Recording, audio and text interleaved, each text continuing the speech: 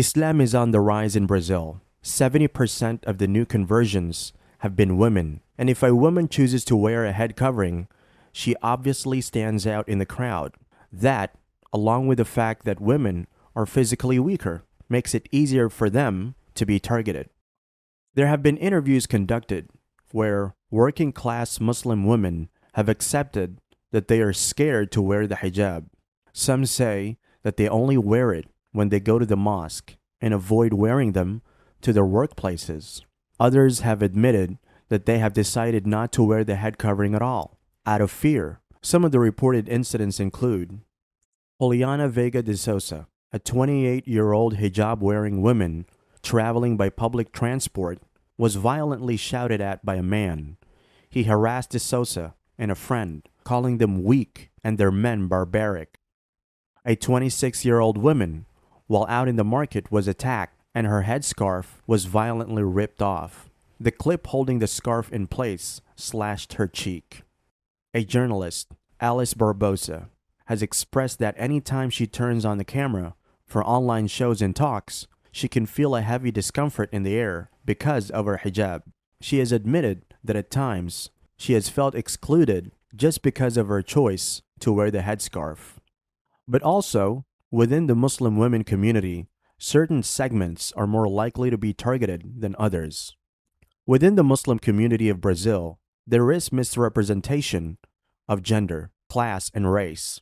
Some Muslims came to Brazil as African slaves. A lot came from countries like Lebanon and Syria to escape crisis in the Middle East. And thirdly, there are the new reverts, with women taking the lead. But because the leaders of the Muslim community are, in majority, Arabs, they offer little protection to people of color, most of them working class women who end up being easy targets.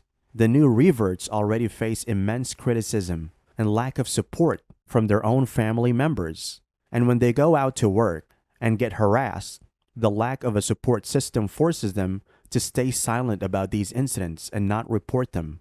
This escalates the situation, as the perpetrators are rarely held accountable. It's a no-brainer then.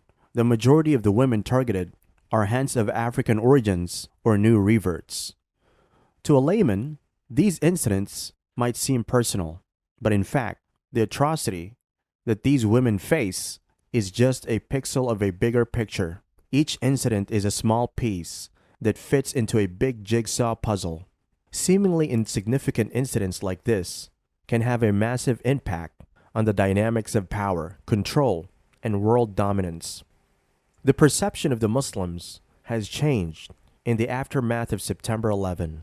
The Western countries have been strongly propagating the idea that Muslims are barbaric. These countries have been extremely successful in spreading this image, thanks to their political and economic power and the use of media. If you're wondering why the West is hell-bent on ostracizing Muslims, one reason could be that, at the minute, Islam is the fastest-growing faith in the world. The West is insecure of the rising power of the Muslims. Going even deeper, if you're already aware of the prophecies of the end of times, the advent of a Messiah, a Savior, is an important part of all religions. And very subtly, they're all preparing for his advent. The Jews believe that a Messiah will come who will gather them in the Holy Land, will usher peace, and build the third temple. The Christians are waiting for their Messiah, the return of Jesus Christ. The Muslims are also waiting for the return of Jesus, who will come back to refute the claim that he's God. How does that relate to Brazil? As mentioned previously, the evangelicals are in a great majority in Brazil. But the recent friendship with the right has led to them to adopt Israeli symbols. Bolsonaro, during his campaign, can be seen standing to an Israeli flag on numerous occasions. Why? Because his support, along with the support of numerous other countries of the world, would lend more power to the Israelites and allow them to regain control of the Holy Land, which would accelerate the coming of their Messiah. And one way to gain more power and control is to oppress those who are in opposition, and that is exactly what is happening with Muslims all over the world, including Brazil. So is there something you and I can do to ease the situation? Firstly, Muslims all over the world need to be united.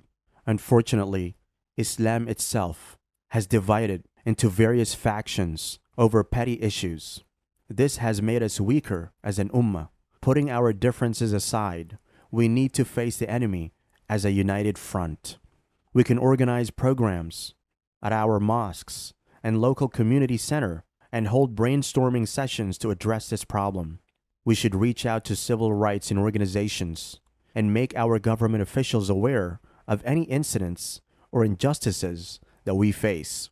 We should spread awareness that all kinds of discriminations, whether against blacks, Jews, or Muslims, is wrong. We should make sure that we follow the sunnah of our Prophet, remain tolerant and respectful, while getting our points across to people of other faiths. Lastly, we should always remember to make dua, so that Allah empowers us and guides those who subject us to oppression.